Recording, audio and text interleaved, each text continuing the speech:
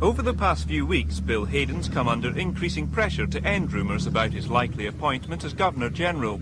There's been no official announcement, but he's reported to have accepted the job.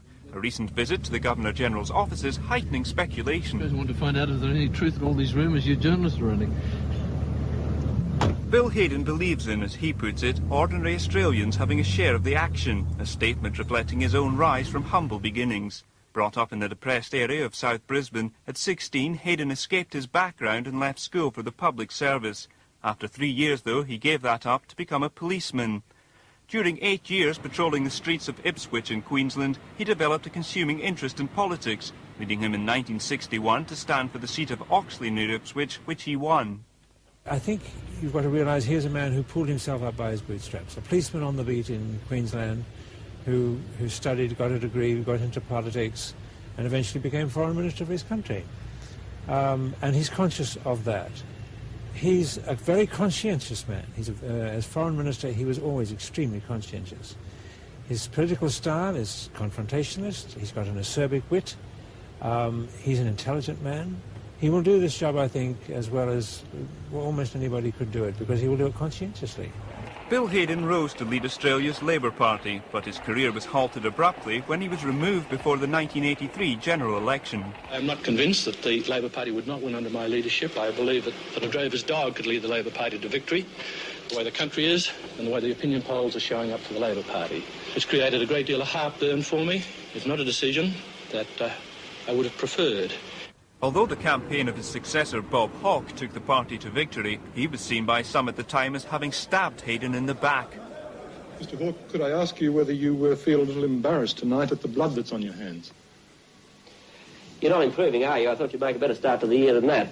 It's a ridiculous question. You know it's ridiculous. I have no blood on my hands. Can you expect people to believe that you didn't know that meeting was going to take place? I can expect people to believe that you are a damned impertinence, Mr. Carlton. Blood on his hands or not, Hawke's seen by opposition leaders at least as having had a debt to repay, the offer of the Governor-General job being a consolation prize for Hayden. As head of state, the role of Governor-General, performed here by the present incumbent Sir Ninian Stephen, involves not just representing the Queen at official ceremonies, but keeping the country together during constitutional crises. Just such a crisis occurred in 1975, when the then Labour government of Gough Whitlam was dismissed. Now, therefore, I, Sir John Robert Kerr, the Governor-General of Australia, do, by this my proclamation, dissolve the Senate and the House of Representatives. That intervention was said to have prompted Hayden's first Republican outburst, and it's now being questioned whether such a person should ever hold the post of Governor-General. I, for one, will not remain silent. Mr Hawke, for his own grubby Labour factional reasons, promotes an atheist Republican in Bill Hayden as Governor-General. But let me make it quite clear that in these matters, I don't make an announcement, the palace does. The Queen may well have indicated some kind of interest in whether he was strongly Republican or not in the discussions which ran up to the present situation. But whatever Mr Hawke recommends, she will do. She will follow. She will appoint whoever he recommends, and she will work with him, and he will work with her, and will work to make the job a successful job. There's no question about that. And Lord Hailsham, an expert on constitutional law, says the Queen is more than capable of avoiding any embarrassment. She is the most experienced head of state in the world. I've never known her put a foot wrong, and I think she's well capable of dealing with what might embarrass other people.